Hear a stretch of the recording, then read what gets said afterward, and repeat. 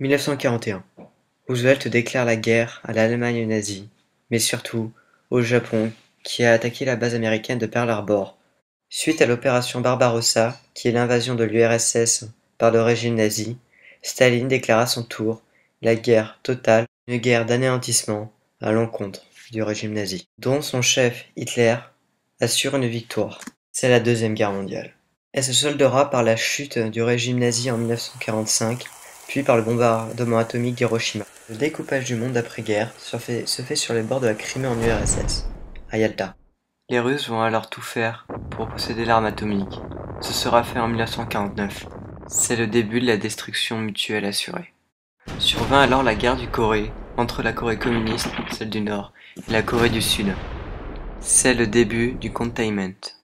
Staline meurt l'année même, et, 3 ans plus tard, le pacte de Varsovie est signé entre les États communistes qui forment le bloc de l'Europe de l'Est.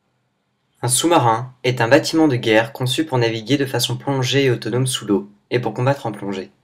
On distingue les sous-marins classiques, à propulsion diesel électrique, les sous-marins nucléaires d'attaque, SNA, ils possèdent une propulsion nucléaire, mais pas l'arme atomique.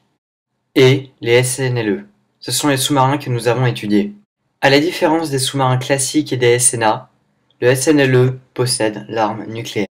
L'avantage majeur du SNLE est sa propulsion nucléaire.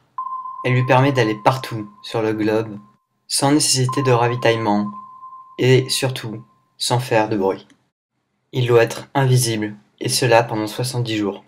S'il se fait repérer, il ne pourrait pas effectuer sa mission, c'est-à-dire déchaîner le feu nucléaire par des missiles intercontinentaux, ayant une portée des fois supérieure à 6000 km.